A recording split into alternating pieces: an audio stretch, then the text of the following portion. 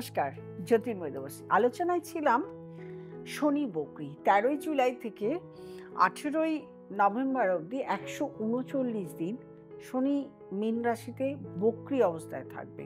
মীন রাশি বৃহস্পতির ঘর, এই ঘরেই শনি বকরি অবস্থায় থাকবে। এই বকরি অবস্থার ফলাফল আজকে এখন আলোচনা করব তিনটে রাশি নিয়ে, সেটা হলো কর্কট রাশি, সিংহ রাশি এবং কন্যা রাশি। একসঙ্গে অনেক যদিগুলো রাশি বলি তাহলে বোঝা তো প্রবলেম, সেই জন্য আমি চেষ্টা করছি অল্প অল্প করে আপনাদের সামনে তুলে ধরার। প্রথমেই আসবো কর্কট রাশিতে।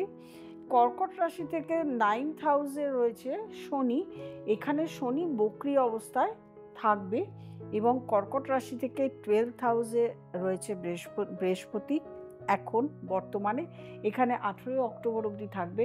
কর্কট রাশি থেকে দ্বিতীয় ঘরে রয়েছে মঙ্গল কেতু, এখানে 27শে জুলাই অবধি থাকবে, তারপরে মঙ্গল চলে যাবে আবার কন্যা রাশিতে। এগুলোও কিন্তু আমাদের দেখার, এই গ্রহগুলোরও কিন্তু কার্যকারিতা আছে, শুধু শনি বকরি দেখলে হবে না, এই গ্রহগুলোর কার্যকারিতা আছে বলে বলছি। যাই হোক, এমনিতেই শনি নবমী মানে ভাগ্যস্থানে বসে আছে। কর্কট রাশির জাতক জাতিকাদের আগে স্বাস্থ্য নিয়ে বলবো। শরীর এবং স্বাস্থ্য এখন কিন্তু কর্কট রাশির জাতক জাতিকাদের অনেকটাই ভালো যাবে। যারা রোগে ভুগছিলেন, অসুস্থ ছিলেন, তাদের ক্ষেত্রে এখন অনেকটা ভালো যাবে। যাদের কোনো সমস্যা, শারীরিক সমস্যা নেই, তারা কোনো সমস্যায় পড়বেন না এমন নয়, কারণ দশা অন্তর্দশাটাও দেখার আছে কি চলছে। যদি ভালো দশা অন্তর্দশা চলে তাহলে আর খারাপ কিছু হবে না, তবে খারাপ অন্তর্দশা, অষ্টমপতির দশা বা দ্বাদশপতির দশা যদি চলতে থাকে তাহলে কিন্তু শারীরিক প্রবলেমের মধ্যে আপনারা পড়তে পারেন। আর্থিক অবস্থার উন্নতি প্রচুর পরিমাণে হবে। ধর্মস্থানে ভ্রমণ হবে এই সময় আপনার প্রচুর। কর্মক্ষেত্রে প্রচুর পরিমাণে, কর্মক্ষেত্র নিয়ে যখন বলবো সেক্ষেত্রে একটু দেখতে হবে 12th হাউসে বৃহস্পতি, সেহেতু কর্মক্ষেত্রে উন্নতি থাকবে, কিন্তু অর্থের একটু সামঞ্জস্য বজায় রাখতে হবে অর্থের ক্ষেত্রে, যাতে খরচাটা কম হয়। দ্বিতীয় স্থানে মঙ্গল কেতু থাকার কারণে কিন্তু দেখা যাবে বাক্যের জায়গায় একটু সঙ্গম থাকতে হবে, কথাবার্তায় সঙ্গম থাকতে হবে। এবং অর্থে যেহেতু সেকেন্ড হাউস, সেহেতু অর্থের খরচাটাও এখানে সীমিত, অর্থের খরচা যাতে হয় সেটা দেখতে হবে।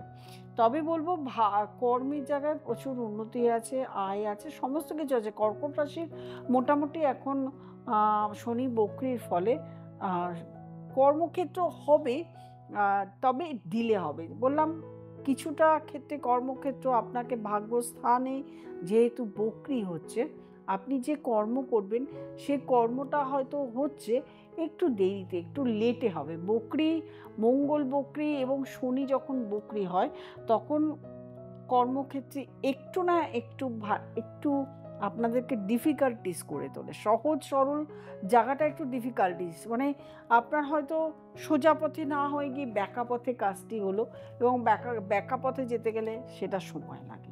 তারপরে আসবো সিংহ রাশি। সিংহ রাশি অষ্টম ঘরে রয়েছে শনি। সিংহ রাশির এমনি শনির ঢাইয়া চলছে। শনির ঢাইয়া থাকার কারণে শরীর স্বাস্থ্য নিয়ে সচেতন অবশ্যই থাকতে হবে। শরীরকে এখন একটু এক্সারসাইজ এবং খাওয়া দাওয়ার নিজেকে মানে খাওয়া দাওয়া, জাঙ্ক ফুড থেকে শুরু করে স্পাইসি ফুড বা বাইরের খাবার, এগুলো অ্যাভয়েড করতে হবে। পেটের গণ্ডগোল, শরীর খারাপ, পায়ে ব্যথা, এই প্রবলেমগুলো কিন্তু এই সময় আসতে পারে। একটা জিনিস সিংহ রাশির খুব ভালো, একাদশে এখন বৃহস্পতি রয়েছে। একাদশে বৃহস্পতি থাকার কারণে অর্থ ভাগ্য খুব ভালো। এই সময় আপনার কোথাও না কোথা থেকে ভালো কাজের অফার আসতে পারে, ভালো কর্মযোগ হতে পারে, আপনার বিদেশের সঙ্গে কানেকশন আসতে পারে, কোনো জায়গা থেকে ভালো বিজনেসের অফার আসতে পারে, চাকরির অফার আসতে পারে।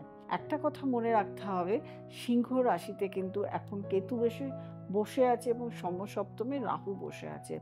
এই দুটোর কারণে আপনি যখন কোনো ডিসিশন নিচ্ছেন, কোনো ডিসিশন নেবার আগে অবশ্যই একজন ভালো অ্যাস্ট্রোলজারকে দেখাবেন, বা খুব চিন্তা ভাবনা করে আপনি ডিসিশন নেবেন।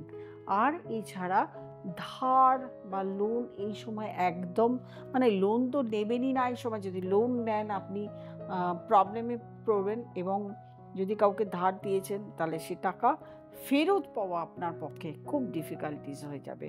এইগুলো যখন চলবেন তখন অবশ্যই চিন্তা ভাবনা করে এগোবেন।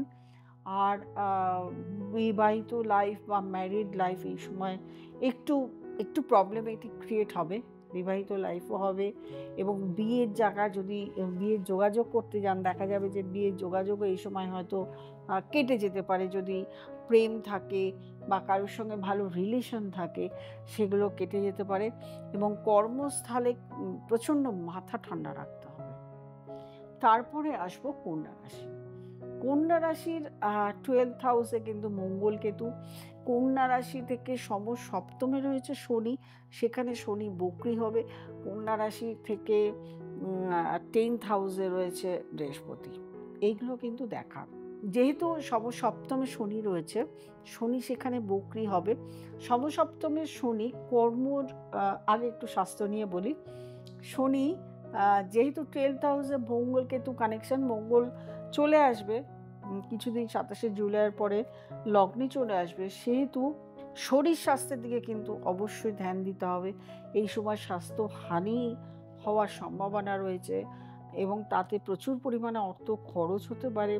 আপনার দাম্পত্য জীবনে সমস্যা আনতে পারে, আপনার পায়ে চোট আঘাত লাগতে পারে, আপনার কোমরে, হাঁটুতে এই সমস্ত জায়গায় পেইন হতে পারে, রক্তপাত হতে পারে, রক্ত নিয়ে সমস্যা হতে পারে, যেহেতু মঙ্গল কানেক্টেড রয়েছে।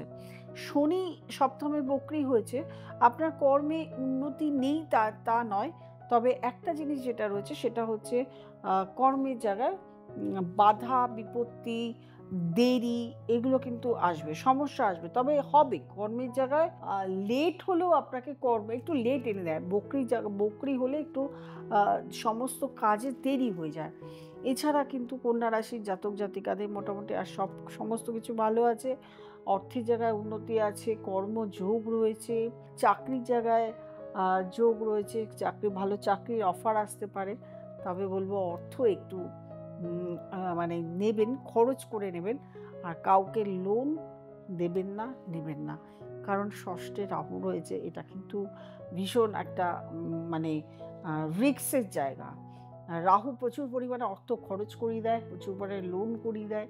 এইগুলো যেহেতু রিস্কের জায়গা, সেহেতু বারবার করে বলবো এই সমস্যাগুলো যদি একটু দেখিয়ে নেন ভালো অ্যাস্ট্রোলজার, তাহলে তো সমস্যা, আপনি কি করবেন, কি ডিসিশন নেবেন, কিভাবে চলবেন, সেই অ্যাস্ট্রোলজার অবশ্যই আপনাকে গাইড করে দেবে। যদি আপনি দেখাতে চান তাহলে অবশ্যই নিচে স্ক্রলে যে নাম্বারটি রয়েছে সেই নাম্বারটিতে বুকিং করবেন, চেম্বারে চলে আসবেন। আর অনলাইন যারা কনসালটেশন করতে চাইছেন তারা অবশ্যই অনলাইন কনসালটেশন আমার কাছে করে নিতে পারেন। আর যারা নতুন প্রোগ্রাম দেখছেন তারা অবশ্যই সাবস্ক্রাইব করবেন, লাইক করবেন, কমেন্ট করবেন, শেয়ার করবেন, নোটিফিকেশন অল বেলটি প্রেস করতে ভুলবেন না। প্রত্যেকে ভালো থাকবেন, আনন্দে থাকবেন। নমস্কার।